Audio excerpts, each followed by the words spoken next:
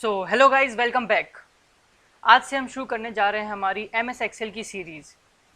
तो जैसा कि आप जानते हैं, एम एस एक्सेल जो कि एक बहुत ही वास्ट प्लेटफॉर्म है और जिसमें बहुत सारे फंक्शंस होते हैं। जैसा कि आप देख रहे हैं ये सारे फंक्शंस, तो इन सारे फंक्शंस को हमें सीखना आना चाहिए। तो अगर आपके पास कंप्यूटर एप्लीकेशन इन बिजनेस नाम का सब्जेक्ट है या कंप्यूटर एप्लीकेशन से रिलेटेड आप कोई भी चीज़ पढ़ रहे हैं, तो आपको ये वीडियो बहुत ज़्यादा हेल्पफुल होने वाली है। तो आज हम अपना फर्स्ट टॉपिक जो है वो लेंगे लोन स्टेटमेंट। तो आज हम लोन स्टेटमेंट के बारे में जानेंगे कि ये होता क्यों है, ये लगाया क्यों जाता है और इससे हमें क्या रिजल्ट मिलता है हमें इसको। तो सबसे पहले मैं आपको बता दूं कि लोन स्टेटमेंट जो है ये किसके द्वारा यूज़ किया जाता है, फाइनेंशियल इंस्टीट्यूशंस के द्वारा, जैसे बैंक हो गए। ठीक है। तो अगर आप बैंक गए होंगे तो आपने देखा होगा वहाँ पे एक बंदा बैठा होता है, वो कंप्यूटर पे जितना सारा देखता है, सारा सब कुछ डेटा वगैरह। तो वो जो है एक्सेल सीट में ही अपना सारा डेटा प्रिपेयर करता है।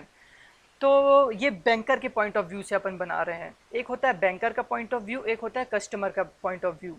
तो यहाँ पे हम जो स्क्रीन खोले हैं ये बैंकर के पॉइंट ऑफ व्यू से स्क्रीन खोला है। मैं आपको इसलिए ये बोल रहा हूँ क्योंकि देखो, अपने पास लोन स्टेटमेंट बनाने के लिए दो चीज़ें होती हैं, एक होता है आउटफ्लो, एक होता है इनफ्लो।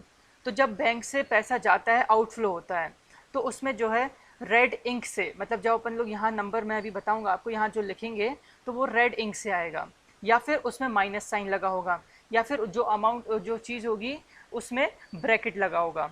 और इनफ्लो कब होता है, जब सिंपल ब्लैक इंक हो या प्लस साइन में शो कर रहा हो, तब होता है वो इनफ्लो। तो लोन स्टेटमेंट शुरू करने से पहले मैं आपको कुछ दो एडवाइस देना चाहता हूँ जो कि बहुत ही ज़रूरी है। So first one is don't use comma in amount. मतलब जब भी आप कोई अमाउंट वगैरह लिख रहे हो तो उसमें कभी कॉमा नहीं लगाना है एक्सेल में। जैसे कि ये अगर सिंपली हम लिखते हैं तो यहाँ पे हम कॉमा लगा देते हैं 2 लाख में, है ना। लेकिन हमें एक्सेल में कभी कॉमा और या कभी कोई भी फुल स्टॉप वगैरह यूज़ नहीं करना है अमाउंट के बीच में। And the second one is don't write any letter और any character with the number. जैसे कोई भी अपन ने नंबर लिखा हुआ है, यहाँ पे कोई भी कैरेक्टर उसके साथ या कोई भी लेटर नहीं आएगा। तो ये इसके दो बेसिक रूल्स हैं जो आपको हमेशा याद रखने हैं एक्सेल में। तो जैसा कि आप देख रहे हैं कि मैंने आपके सामने एक क्वेश्चन रखा है, बहुत ही सिंपल क्वेश्चन है लोन स्टेटमेंट का। इसमें अपन को गिवन है लोन अमाउंट जो कि है 2 लाख। ड्यूरेशन ऑफ लोन, कितने समय के लिए लोन लिया गया है, 5 ईयर्स के लिए। Rate of interest 9% per annum.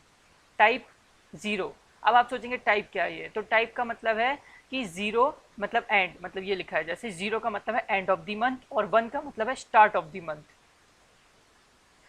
Periodicity, periodicity का मतलब है आप जो लोन है उसका पेमेंट जो है कितने टाइम में करोगे, 12 मंथ्स में करोगे। ठीक है, ये ईयरली भी हो सकता है, ये एनुअली भी हो सकता है, ये क्वार्टरली भी हो सकता है। क्वार्टरली होगा तो 4 आ जाएगा। वो मैं आपको नेक्स्ट टॉपिक में बताऊंगा कि कैसे किया जाता है। फिर आया अब आप ये अपना क्वेश्चन है। अब इसको अपन को सॉल्व करना है एम एस एक्सेल में, और ऐसे सॉल्व करना है कि हम एक्सपर्ट लगें, कि हम लगे कि एक्सेल हमें बहुत अच्छे से चलाना आता है। तो इसके लिए मैं आपको कुछ स्टेप्स बताऊंगा और कुछ इसके फॉर्मूलाज सिंटैक्स बताऊंगा जिससे आप एम एस एक्सेल को बहुत ही ईजिली अपने यूज़ कर सकते हैं।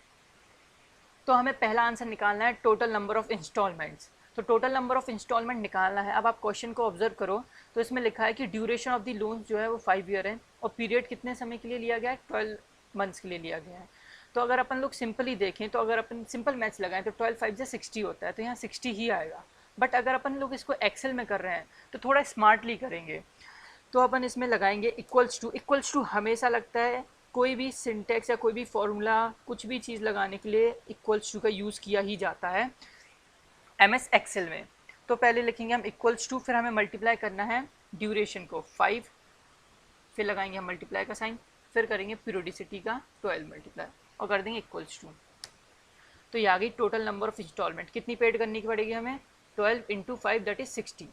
अब सेकंड है, हमें ईएमआई निकालना है। ईएमआई का मतलब होता है अमाउंट ऑफ इंस्टॉलमेंट, कि हर इंस्टॉलमेंट 60 इंस्टॉलमेंट देनी है हमें, लेकिन हर एक एक इंस्टॉलमेंट में हमें कितना अमाउंट पे करना पड़ेगा, जब जाके हमारा 2 लाख का जो है वो अमाउंट रिपेबल होगा। तो अमाउंट ऑफ इंस्टॉलमेंट्स निकालने के लिए हम इसको सिलेक्ट करेंगे। फिर हम इसमें फॉर्मूला लगाएंगे PMT। जैसे मैं आपको करके बताता हूँ, इक्वल्स टू लगाएंगे जो कि मैंने बताया बहुत ज़रूरी होता है, PMT। इसको सिलेक्ट किया। अब जैसा कि इसमें लिख के आ रहा है नीचे रेट, NPER, FPV टाइप, ये सब क्या है, ये सब नहीं समझ में आ रहा होगा, तो अपन यहाँ पे चलते हैं ये फंक्शन। ये जो होता है इसी में जो है स्प्रेड करके एक सारी चीज़ें आ जाती हैं जिसमें हम यहाँ ईजिली समझ सकते हैं। अब यहाँ पे हमें रेट डालना है, तो रेट हमारे पास क्या है 9%, ठीक है। लेकिन हमें जो है रेट किस हिसाब से निकालना पड़ेगा, हमारे पास 9% तो है वो पर एनम का है, ठीक है, ये जैसे दिखा रहा है पर एनम का, बट हमें पीरियोडिसिटी क्या हमारी 12 मंथ्स की, तो हमें रेट को जो हमारा 9% है उसको डिवाइड करना पड़ेगा 12 से, जो कि पीरियोडिसिटी है। तो इसमें जो रेट है वो 9% है, तो अपन इसके सेल को सिलेक्ट करेंगे, फिर करेंगे डिवाइड पीरियोडिसिटी का 12, ये हो गया हमारा रेट वाला, जो आ गया यहाँ पे इक्वल्स टू जो आ गया, इससे हमें यूज़ नहीं है।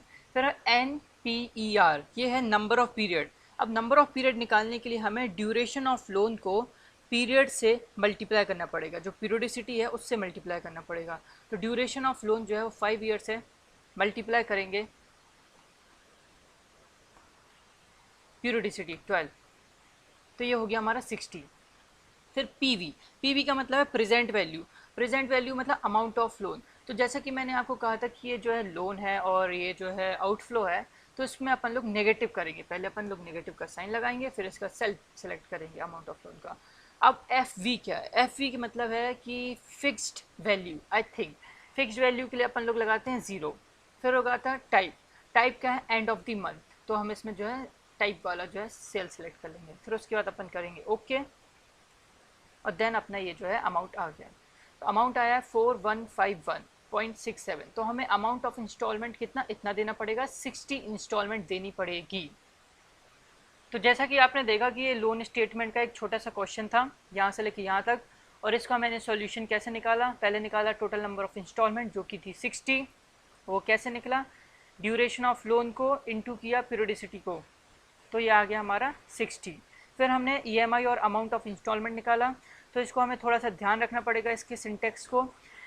यहाँ सेलेक्ट करने के बाद हम यहाँ से अगर ईज़िली आपको समझ में नहीं आ रहा है तो यहाँ FX जो है उसको क्लिक करेंगे तो बहुत ही ईजिली आ जाता है, उससे याद भी हो जाता है। रेट है, रेट कैसे निकालेंगे, जो कि रेट ऑफ इंटरेस्ट है, डिवाइड बाय 12 करेंगे, जो कि पीरियोडिसिटी है क्योंकि ये जो है पर एनम में है और ये मंथली में, इसलिए इसको डिवाइड किया है। फिर नंबर ऑफ पीरियड कितने समय के लिए है, तो हमें बताना पड़ेगा duration of loan into periodicity जो कि 60 है। फिर प्रेजेंट वैल्यू हमारे लोन की क्या है इसमें, अब नेगेटिव में बताया मैंने, वो मैंने नेगेटिव में इसलिए ही किया था जिससे ये आउटफ्लो है, ठीक है। अब उसके बाद जो है हम करेंगे फिक्स्ड वैल्यू 0, फिर उसके बाद हम टाइप सेलेक्ट करेंगे जो कि हमारा है एंड ऑफ द मंथ, इसको जो है हम एंटर मार देंगे, तो ये हो गया हमारा EMI और amount of installment. So that is it for today. Thank you so much.